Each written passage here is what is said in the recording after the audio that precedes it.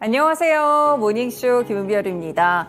네, 뉴욕 증시 마틴 루터 킹 데이로 인한 휴장을 지나고 이번 주 첫 거래일을 시작했는데요. 안 좋았습니다. 뉴욕 증시 간밤에 하락세로 모두 거래를 마치는 모습이었는데요.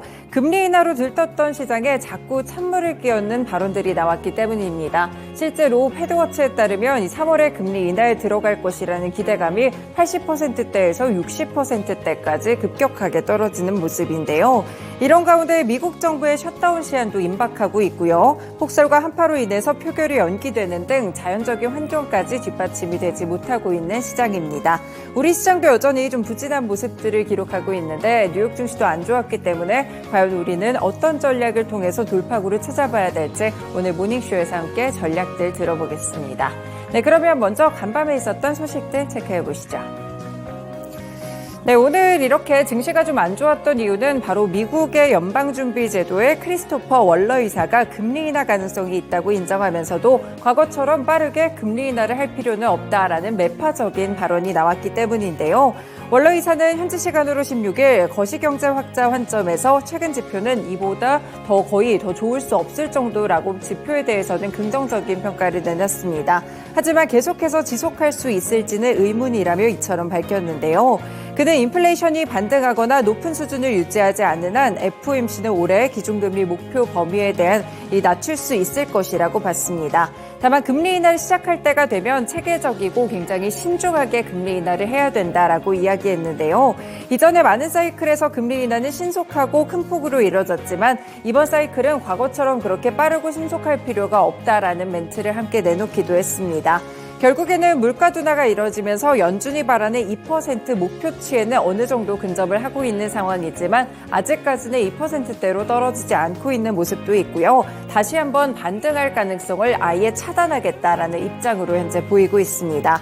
월러 의사는 FOMC의 투표권을 갖고 있는 핵심 인사입니다. 그리고 대표적인 매파 성향의 사람으로 불리기도 하는데요. 지난해 11월에 이 월러 의사가 현 통화 정책의 물가 상승률을 2%로 낮춘 데 적절하다면서 운을 띄웠고 시장에서는 조기 금리 인하에 대한 기대감이 커진 바가 있습니다. 그래서 이때부터 굉장히 증시가 가파른 랠리를 펼쳐왔었는데요. 이제는 1월이 됐는데 다시 한번 매파적인 기조를 확인하게 되면서 시장은 결국 다시 한번 실망감을 느끼고 하락하는 모습으로 함께 진행이 됐습니다. 두 번째 소식 보겠습니다.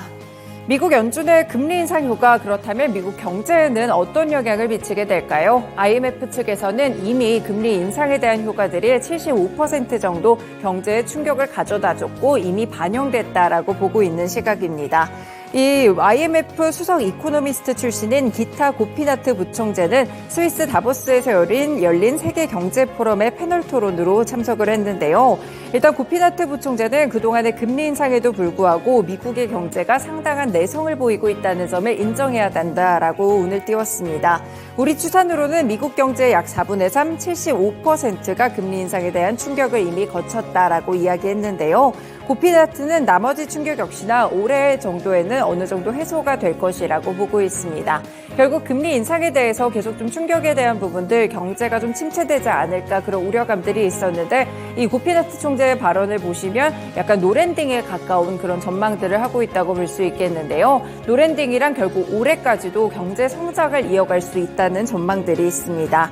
반면에 유로존에 대해서는 의견이 좀 다릅니다. 일단 ECB 측에서 금리 인상 자체를 좀 뒤늦게 시작한 바도 있었고요. 그 충격이 조금 더 지속될 것이라고 전망하고 있습니다. 실제 얼마 전에 나왔던 독일 GDP 지표도 상당히 좀 부진하게 나오기도 했었고요. 유럽 경제는 아직까지 인플레이션에 대한 그런 부분들이라든지 경제 충격에 대해서 고스란히 지표로 좀 나타나고 있는 상황이기 때문에 유로존은 좀 별개로 보셔야 된다는 점까지 살펴볼 수 있겠습니다. 많은 전문가들이 현재는 경기 침체에 빠질 것으로 좀 우려하고 있는 가운데 이렇게 좀 선반영됐다라는 시각이 있다는 점까지 함께 체크해 볼 수 있겠습니다. 네, 마지막 소식입니다. 연방정부의 임시예산 1차 시한 만료를 사흘 앞두고 있는 상황인데요. 하원이 이날 오후에 본회의를 열고 임시예산안 같이 계류 안건을 심의할 예정이었지만 일단은 미뤄지는 흐름이었습니다. 계속해서 들으신 바대로 연휴에 폭설과 한파가 이뤄지고 있는데요. 그래서 미국에서는 정말 수많은 항공기들이 현재는 항공편이 운항이 중단되기도 했었고요. 결항하거나 도로가 통제되면서 교통이 사실상 마비되다시피 한 상황입니다. 그렇기 때문에 국내선 항공편이 주로 오가는 워싱턴 DC의 로널드 레이건 공항도 전날부터 한파와 폭설로 운영에 큰 차질을 빚고 있다고 하는데요. 결국에는 이동이 좀 어려워지게 되면서 임시 예산안에 대한 평가 역시나 함께 좀 미뤄진 것으로 보이고 있습니다. 일단 하원은 현지 시간으로 17일 오후 1시 30분으로 본회의를 연기했고요. 바이든 대통령의 차남 헌터에 대한 의회모도 결의안에 대해서 절차 투표를 비롯해서 계류 안건들을 하나씩 처리해 나갈 전망이라고 합니다. 일단 양당은 지난 7일에 상한액을 1조 5,900억 달러로 설정한 올해 회계연도 12개 세출 예산법에도 합의를 했지만 공화당의 강경파 내에서는 여전히 좀 목소리들이 높게 나오면서 반대하는 그런 분위기들이 있습니다. 결국에 예산 논의가 장기가 좀 이뤄지지 않게 되면서 바이든 대통령도 직접 나서는 모습인데요. 바이든 대통령은 의회 양당 지도부와 만나서 긴급 안보 예산을 포함해 연방 정부의 예산 문제를 의논한다고 하니까요. 관련한 내용들까지 함께 주목해 보시길 바라겠습니다. 네, 이렇게 간밤에 있었던 소식들 3가지 함께 전해드렸고요. 다음으로는 시장 마감 상황 들어보겠습니다.